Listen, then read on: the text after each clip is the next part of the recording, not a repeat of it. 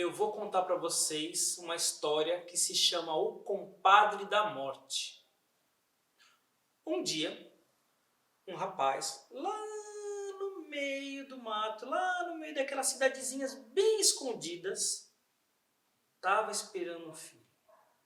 A mulher estava esperando o filho, e ele também. E quando o filho nasceu, ele teve que levar para batizar. Só que o problema é que ele já tinha tanto filho, mas ele tinha tanto filho que já não tinha mais quem quisesse batizar.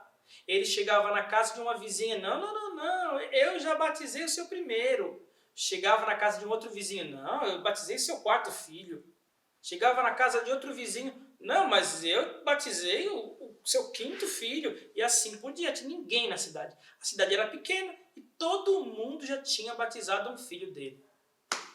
Aí ele resolveu andar para além da cidade. E no meio da estrada, ele olhou assim e viu uma luz muito forte. E foi se aproximando. Quando ele chegou mais perto, ele viu uma pessoa no meio daquela luz. E ele, com o filho no colo, disse assim: quem é você? Eu sou Deus. Eu fiquei sabendo que você quer que batizem seu filho. Quer que eu te batize? Ele: você eu não quero. Deus se espantou. Falou: por que você não quer que eu te batize seu filho? Eu não quero porque você não é justo.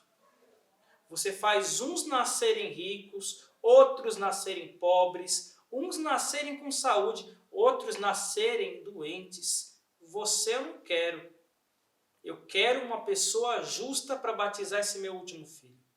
E continuou andando. Mais na frente ele viu uma escuridão, mas uma escuridão que cada vez que ele chegava mais perto, mais escuro ficava. No meio daquela escuridão tinha um vulto, e aquele vulto era o diabo. Aí ele olhou assim e disse: eu fiquei sabendo que você quer batizar seu filho e você não quis que Deus batizasse. Se você não quer que Deus batize, você deve querer que o diabo batize. Ele: eu lá vou querer o diabo para batizar meu filho? Você que é o pai da mentira? Eu não quis ele porque eu achei injusto. Você então sai de retro. E continuou andando. Mas lá na frente ele viu uma senhora toda baixadinha, muito magrinha, e foi se aproximando. Quando ele foi chegando perto, ele viu que na mão tinha esqueci o nome disso, uma foice. Foi chegando perto e viu que na mão tinha uma foice. E olhou bem nos olhos e viu que era uma caveira. Era a morte. Olhou para ela e disse assim: você eu quero que batize meu filho. A morte olhou: você quer que a morte batize seu filho? Por causa de quê? Porque você é justa.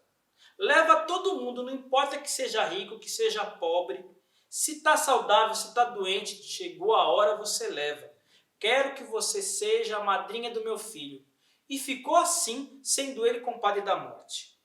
No dia do batismo da criança, a morte foi na festa e viu a casa, que era muito pequenininha, muito humilde para tanta criança. Pensou assim: meu compadre deve estar passando fome numa casa dessa. Olhou para o fundo, viu que que o sítio era muito pequeno, tinha pouco bicho, tinha pouco plantio. Teve uma ideia. Falou: compadre, venha cá. Eu vou ajudar você a criar seus filhos. Ele olhou: a morte vai ajudar eu a criar meus filhos? Como? Simples. Coloque aí uma placa na sua porta escrito médico. Ele olhou: mas eu não terminei nem o ensino. Como é que eu vou colocar aí uma placa e dizer que eu sou médico? É simples. É só você esperar. Todo lugar que você for fazer consulta, eu vou estar. Se eu tiver na cabeceira da cama, você pode dar até banana, até água que aquele doente se cura. Se eu tiver nos pés da cama, pode encomendar o caixão, que daquela noite ele não passa. E foi sendo assim. Ele ia fazer a consulta e via. Quando via a morte lá na cabeceira, falava: ah, gente, dê água com açúcar, já vai passar. Não, mas ele está com febre, dê água com açúcar, vai passar. E dava água com açúcar e passava. Chegava num outro, o homem já estava saudável, quase levantando da cama, encomenda o caixão. Isso daí é o último sopro de vida. Ele vai morrer hoje. E morria. E era assim. Dizia que vivia, vivia. Dizia que morria, morria. Bastava olhar onde estava a morte. Até que um dia, ele foi chamado para curar o filho de um coronel. Chegou lá, o coronel olhou e disse: você que é o bom médico daqui da região, vai curar meu filho. Senão aqui vai ter 2 caixão. Ele: como assim? Se o meu filho morrer, eu mato você. E lá entrou. Na hora que ele entrou, adivinha onde estava a morte? Aí mesmo, nos pés da cama. Quando ele olhou, ele falou: meu Deus do céu, agora que eu morro. Pensou, olhou para a morte e disse assim: comadre, desculpe, a senhora me prometeu que se tivesse nos pés da cama morria, se tivesse na cabeceira vivia, né? Sim. E é sempre assim, não muda, não. Promete? Ela: prometo. E para a morte não tem meia promessa. Prometeu, jurou, cumpriu. Aí ele falou: então está. Chegou para o coronel e disse assim: coronel, eu preciso de 4 homens fortes. Ele: 4 homens fortes? Sim, 4 homens fortes para curar seu filho. E como 4 homens vai curar meu filho? Mande eles aqui, não discuta. Trouxe os 4 homens. Aí ele falou: vá cada um em um pé da cama. Aí foram. Levantem e virem de maneira que a cama fique com os pés para a parede e com a cabeceira para cá. De maneira que quando terminou de virar, a morte estava na cabeceira. Aí o compadre olhou para a morte, que só ele conseguia ver, e disse assim: ô comadre, prometeu, né? Você prometeu que estivesse na cabeceira. Eu prometi. E você está onde? Na cabeceira. Então você não vai levar, né? Não. Mas deixa estar. Você me enganou dessa vez, da próxima vez eu te engano. E foi passando o tempo. Foi passando o tempo e esse homem foi enriquecendo.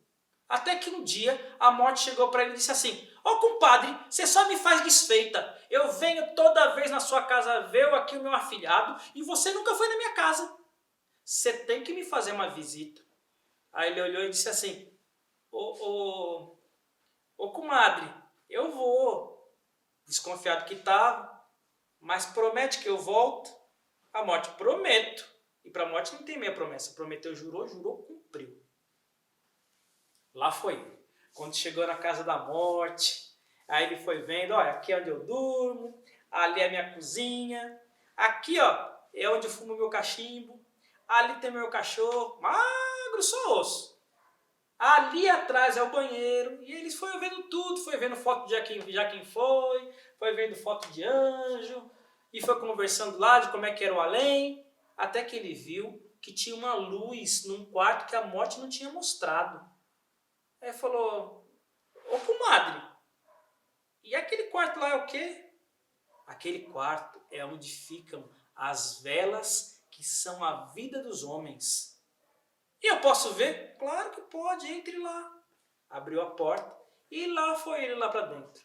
Aí ele começou a ver as velas, cada vela de um tamanho. Aí foi perguntando, né? E essa vela aqui? Ah, essa vela é de fulano. Mas meu Deus do céu, tão jovem já vai? E essa vela grande desse tamanho? Essa vela enorme aí é de fulano de tal.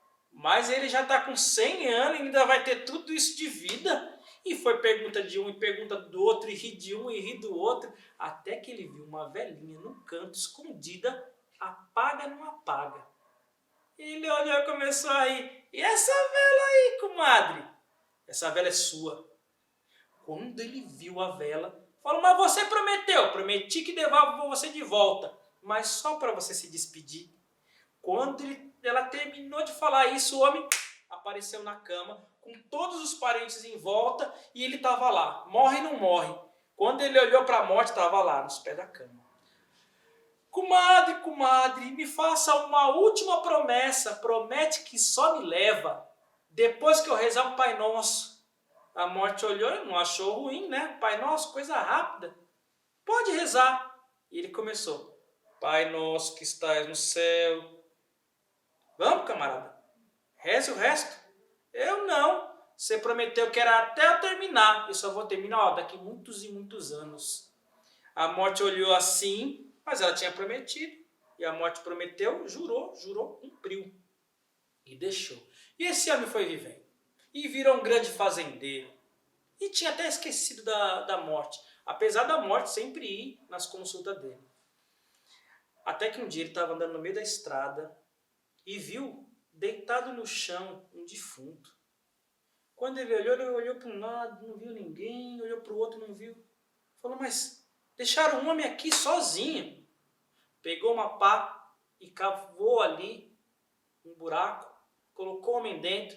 E quando ele já ia começar a enterrar, pensou, mas como eu vou deixar o homem aqui sem pelo menos rezar pela alma dele? Pai nosso que estais no céu. E rezou. Quando ele terminou de falar amém, o homem que estava dentro do buraco só fez assim.